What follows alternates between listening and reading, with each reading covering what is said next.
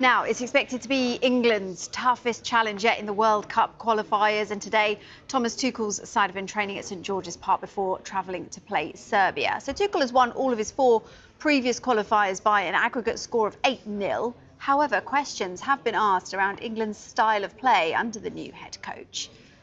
Saturday's 2-0 win over Andorra was met with some criticism based on a lack of creativity and spark to create goal-scoring opportunities. Well, Noni Madueke helped England get their opener thanks to an Andorra own goal. And the one bright spark from the performance surrounded Elliot Anderson, had a very impressive debut and also won Player of the Match. After helping England go all the way at the Under-21 Euros, the Nottingham Forest midfielder is now in with a genuine chance of being included in next year's World Cup squad. So Anderson is expected to line up in the midfield alongside Declan Rice tomorrow against Serbia. Rice got England's second goal at the weekend after a superb cross from Reece James.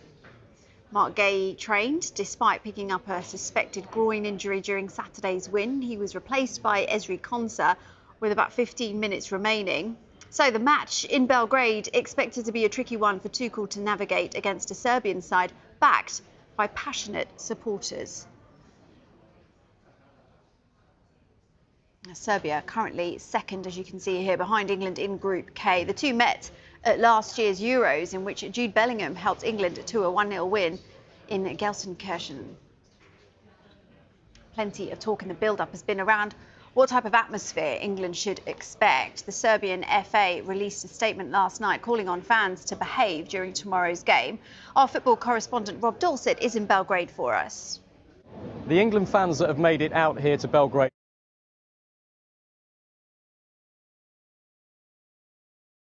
early are basking in beautiful conditions. 30 degrees Celsius is absolutely glorious, and the architecture, the restaurants, the cafes are glorious as well. And we've got Thomas Tuchel with us from the Football Supporters Association. Thomas, thanks for talking to us. Now, talk to us about why this game has appealed so much to England fans, because it's a new one to tick off on their European tour, isn't it? It absolutely is, yeah. The draws kind of looked out for England fans and getting quite a few new trips over the next few months. It's a lot of England fans won't have been to Belgrade before, so it's a nice one to tick off, and similar with Latvia and Albania to come in October and November. So yes, it's a decent trip. Now look, talk to us about any security concerns. The English FA, the Serbian FA have made it clear to us they don't have any concerns about the game in terms of potential racism towards the players or security concerns with the supporters off the pitch. But you guys have said we're not going to collect your tickets.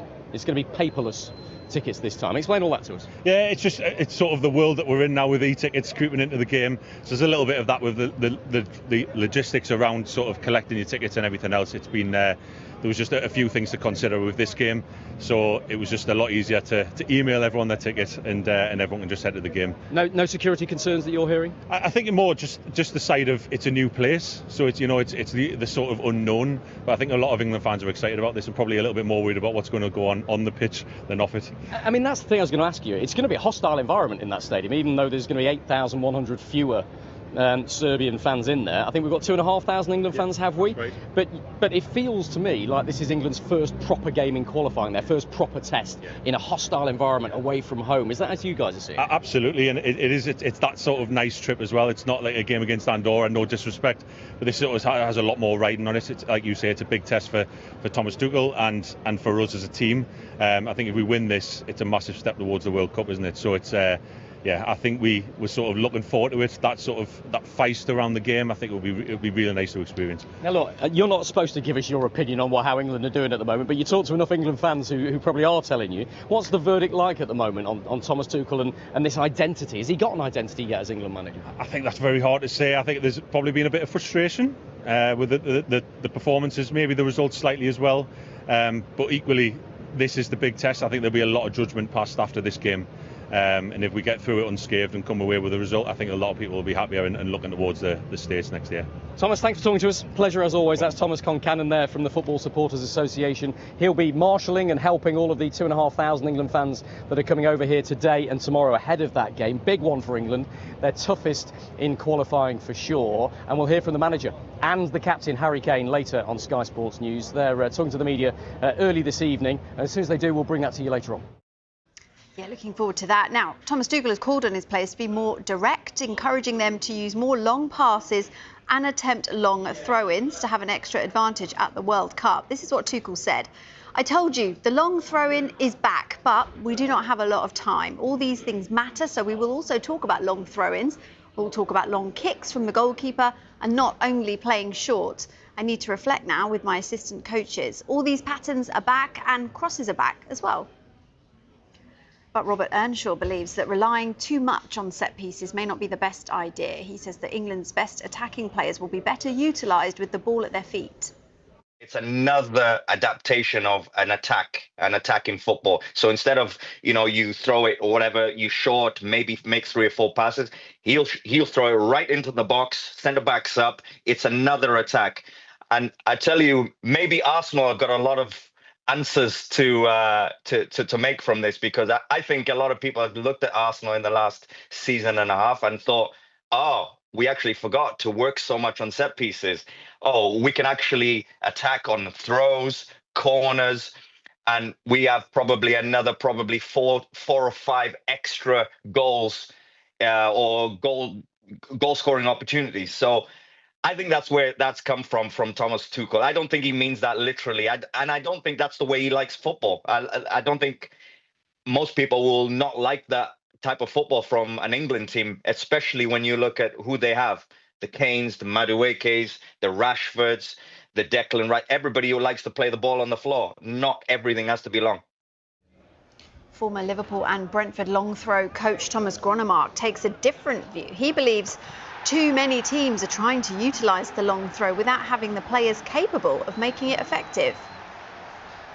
That you shouldn't necessarily use the long throwing unless you have world-class long throwers, and that's one of the biggest problems in the Premier League right now regarding throw-ins, is that a lot of teams are taking more throw-ins, but a lot of them are also not world-class. They're not long enough. So yes, once in a while you can create something from that, but you have to have world-class long throwers to have really great success. For example, last season in FC Midtjylland, we scored 11 long throwing goals. The last 5 seasons I coached him, 46 long throwing goals. So if the quality is not good enough, you shouldn't take long throw-ins. You should do throw-in space creation instead. And that's the same with the England's national teams. If they don't have world-class long throwers, don't do it. Fair enough. Well, Scotland play their next 2026 World Cup qualifier tonight. They're against Belarus, and the game will be played in Hungary in front of no fans. This is due to UEFA sanctions on the opponents. Steve Clarke's side are fresh off an encouraging goalless draw away against Denmark, but will be looking to secure an important 3 points against the lowest ranked nation in Group C. Speaking after their draw, Clarke was hesitant to admit that it could be an easier game. The first thing we have to do is respect Belarus.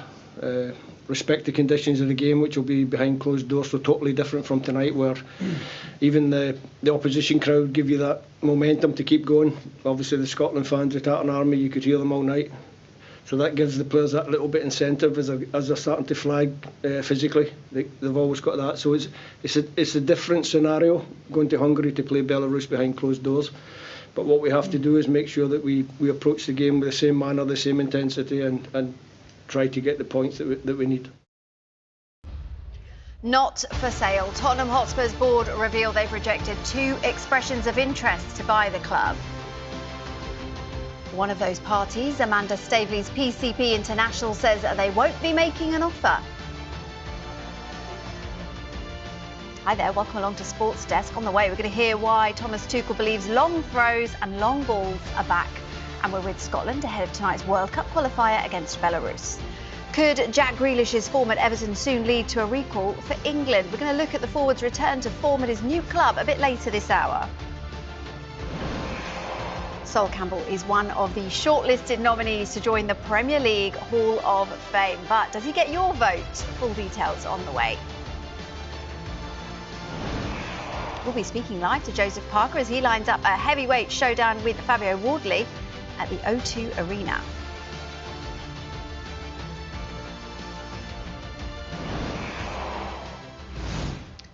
But we start with Tottenham Hotspur. It's been a Busy old time since long-serving chair Daniel Levy left the club on Thursday. Our chief correspondent Kaveh Solokol can explain all. Right, Kaveh, can you clear this up? Are Tottenham Hotspur for sale or not? Very direct question. Complicated situation. The Tottenham board say that the club is not for sale, and ENIC, the company who owns 86% of Tottenham, have no intention whatsoever of selling their shares in Tottenham. That is the official position from the club. However, we do know that over the past 12 months, for instance, Tottenham have been in talks about potential new investment into the club. Now, those talks have not led to any deals materialising. But if you speak to people in the city, for instance, they will tell you that potentially Tottenham could be in play. And the reason they're in play is because they're one of the very few big English clubs who have not changed hands in the past 20, 25 years. For instance, all the other big clubs, they've been bought or sold. Tottenham haven't. Under Daniel Levy, the executive chairman, he's built one of the best stadiums in the world. He's built an incredible training ground. The stadium not only hosts football games, but also NFL, concerts, boxing. I think it's even hosted monster trucks. So all this You were there, weren't you? No, I wasn't there for that one. So this is all very, very attractive to potential investors. And we know there are a lot of people, not just in the UK, but certainly in the US, in the Far East, in South Asia, for instance, who want to invest in English football. And the ultimate prize is to have a Premier League club. And the ultimate prize of Premier League clubs is to have a Premier League club that is based in London with this fantastic stadium. So the short answer to your question is Tottenham is not for sale, but everything has a price. Well, exactly. And let's come on to Amanda Staveley. Of course, people will remember her for her time at Newcastle, but she has today said that her group are not making a bid. However, they're not the only interested party. No, there's two interested parties that we know about. They've contacted ENIC, who own 86% of Spurs, and said, look, potentially we're interested in buying your shares in Spurs. Now, what has happened is late last night, Tottenham, in an official statement, confirmed that they have received these expressions of interest and they had been rejected. And what needs to happen, according to UK takeover rules, is because of 13% of Tottenham is owned by private investors. If you are interested in buying Tottenham, you have to make your intentions clear. You have to come out and say, I will be making a bid for Tottenham, or I will not be making a bid for Tottenham. That is why today, in the early hours, we had confirmation from Amanda Staveley's PCP Finance International that they do not intend to make a bid. Now, they have to stick to that position for 6 months, according to UK takeover rules, unless somebody else makes a bid for Tottenham, then they could also make a bid, or unless, for instance, Tottenham invite them to make a bid. What we now have to wait for is something from the other interested party. Now, the other interested party, it's a little bit opaque. It's a consortium led by Dr. Roger Kennedy, and also a Chinese businessman called Wing Fai Eng, who I'm led to believe owns a TikTok rival in China. So I think that's where his wealth comes from. But so far, they have not come out and said whether they intend to make a bid for Tottenham or not going forward. We've also been reporting in the past hour, our news desk has learnt that there are actually quite a few American NFL owners who are also interested in potentially buying Tottenham. Well, look, we understand that Spurs are valued at around £4 billion. So this isn't going to be a simple purchase, is it? If there is a drawn-out takeover, what impact could that have on the club? I think these takeovers are, generally speaking, drawn out. For instance, if you look at Amanda Staveley's involvement at Newcastle United, I think that took, 2, 3, 4 years? She's not somebody who takes no for an answer. So this could be a very long, drawn-out process. We saw the same happening with Manchester United. That all ended with Jim Ratcliffe Ineos buying a stake in the club. That lasted at least a year. So I think this will run and run. It's got the potential to go on for a long time. And the reason I say that is because of the amount of money involved. You know, Spurs are probably going to cost you £3.5, £4 billion. These are big deals, and there will be a lot of people interested. I remember covering the Chelsea takeover saga. I think initially there were more than 100 expressions of interest in buying Chelsea. So I think once the word spreads that potentially there's a deal to be done for Tottenham, you could see a lot of interest in the club. But don't forget, the club is not for sale. Brilliant. Great stuff, Cove. Thank you. Well, Michael Dawson knows Daniel Levy well from his time as Spurs captain. He says he can understand why the club is attracting interest and has backed boss Thomas Frank to concentrate on the job at hand.